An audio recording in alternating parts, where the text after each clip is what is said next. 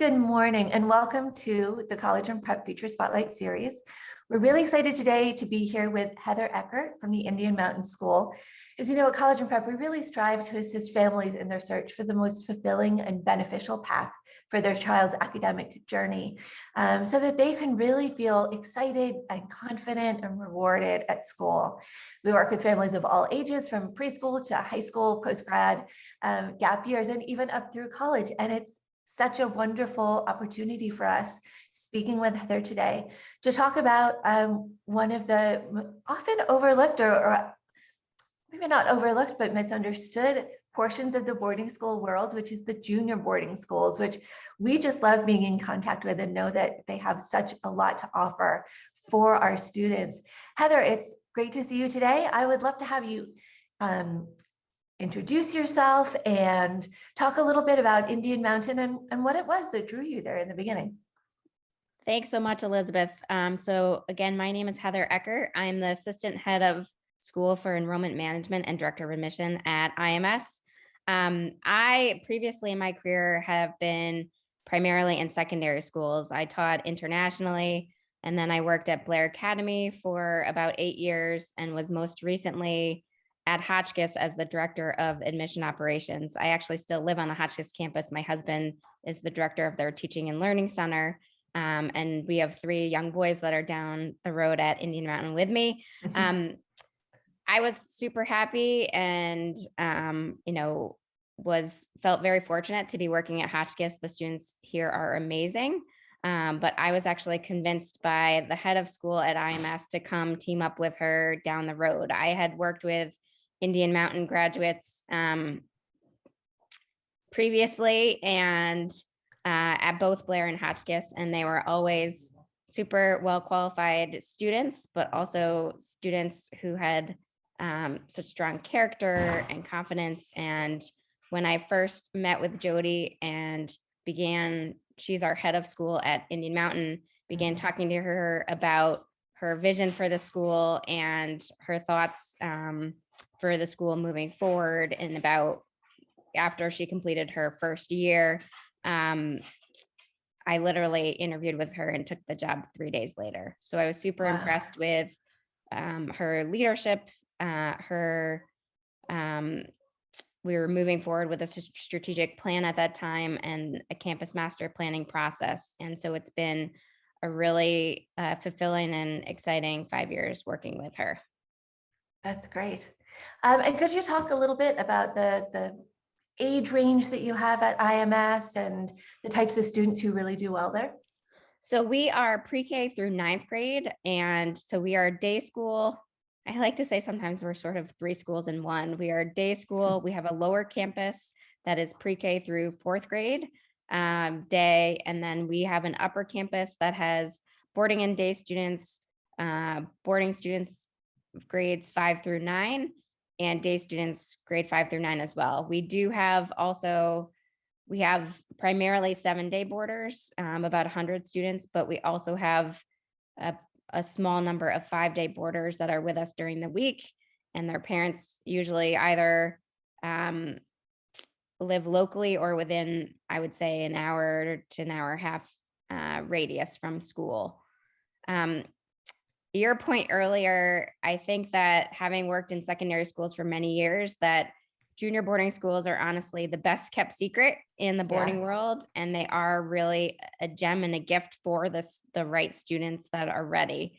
I've been impressed year after year about the transformation of the students that I've worked with, and I think it's a combination of their age. Not that students don't grow and mature in high school over the course of 3 or 4 years, but having 1 or 2 years even at a junior boarding school, I've seen students come and then graduate or leave in night and day from where they are. I really think it's a transformative experience for the right students. In terms of what we look for, I think in general, students who want to be here, who really want to learning might look different for different students. We do have an academic support center. About a quarter of our students receive academic support. We have a new program for students with dyslexia and literacy-based learning needs as well. And so we do have a range of students in terms of their learning profile and type of learning. But I think what is unifying is that it's students that are curious. They want to learn, even if it looks a little bit differently for them, or they're more visual learners, or they need assistance with executive functioning and organization.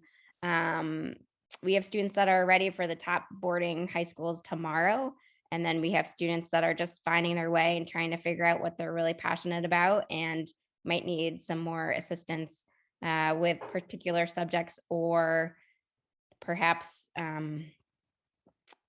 like organization and things like that as well.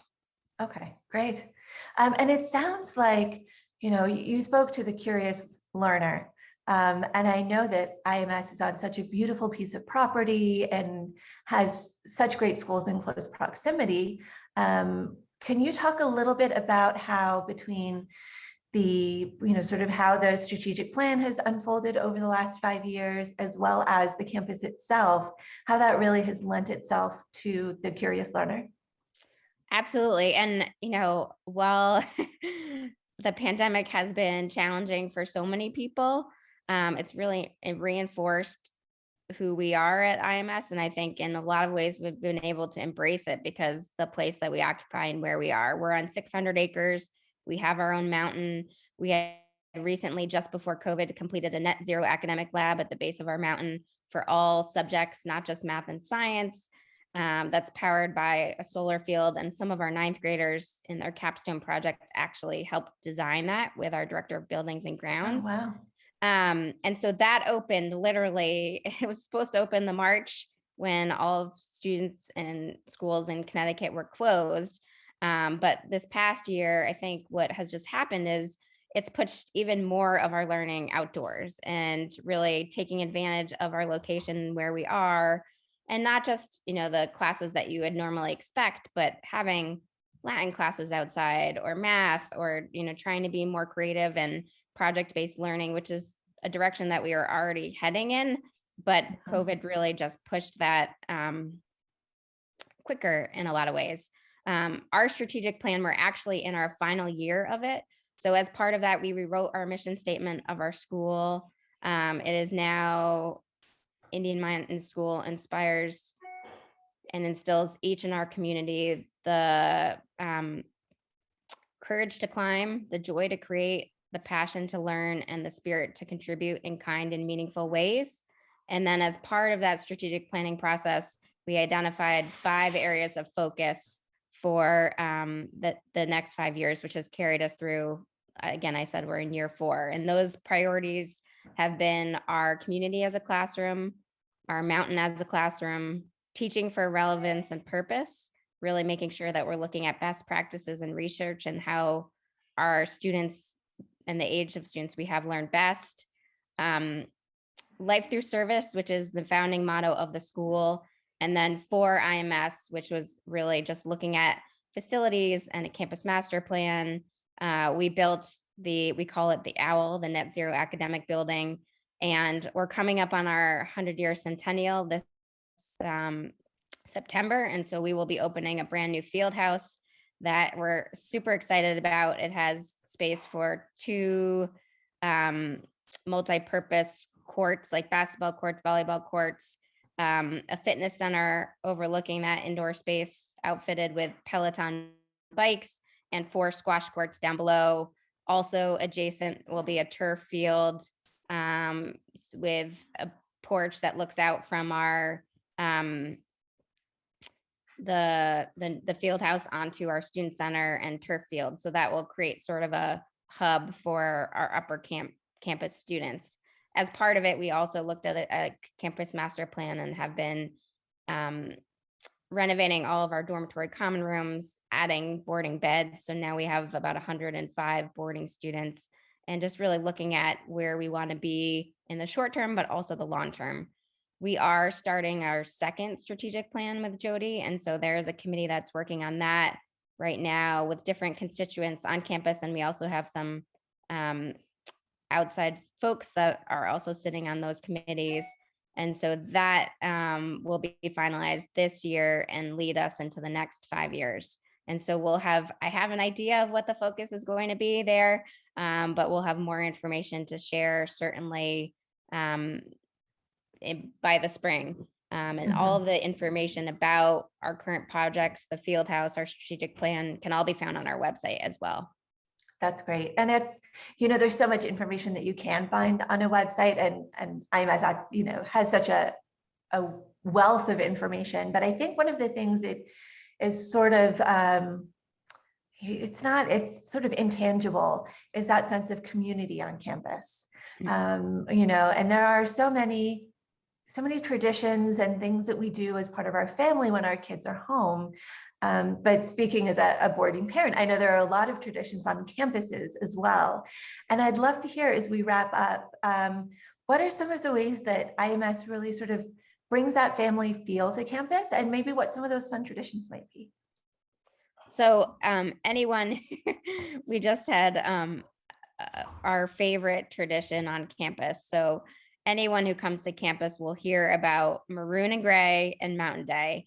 And so if anyone is familiar with Harry Potter, it is a bit similar in that all of our new students, the first Friday of school, we take a short walk up our mountain, and all of the new students find out if they're on the Maroon or Gray team, any long lost relative or sibling in the past. You're always the same color. And so it's rooted in history, and interesting too how some connections surface, sometimes that we don't even know about. But we compete throughout the school year, and the big event is really Mountain Day in the fall, where it's a surprise, and in some fun way, the community finds out in the morning that it is Mountain Day and classes are canceled. This year we had a previous faculty member who was retired, who came and was going to speak about geology and the mountain, and it turned into teachers doing a flash dance with our director of athletics coming out in the Falcon, and our assistant director wearing a mountain costume and yelling surprise.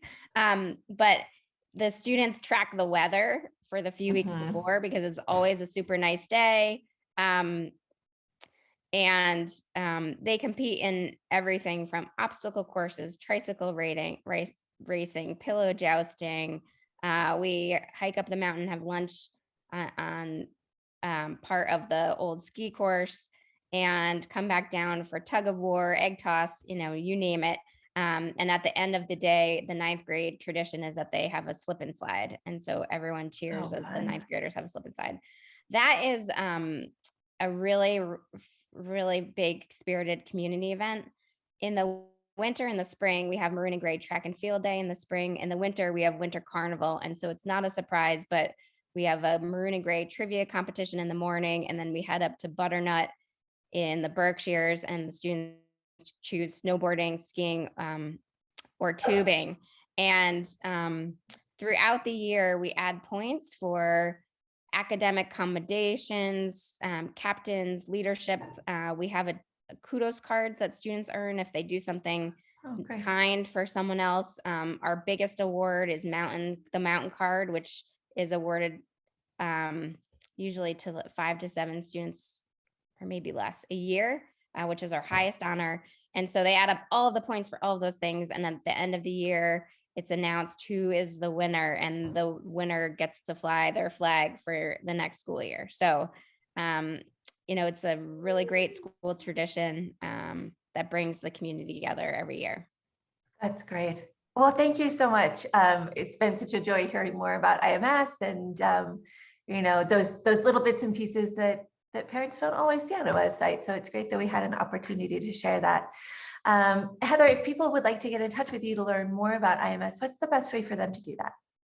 Absolutely. They are welcome to email me directly. My email is Heather_Eckert, ECKERT @indianmountain.org.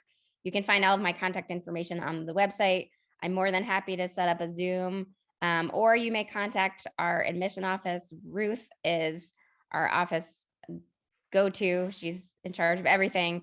And she is more than happy to arrange a visit or a Zoom interview if you're not able to come to campus initially and you just like to have a chat with myself or someone else on our team. We are welcoming visitors now, which is super exciting.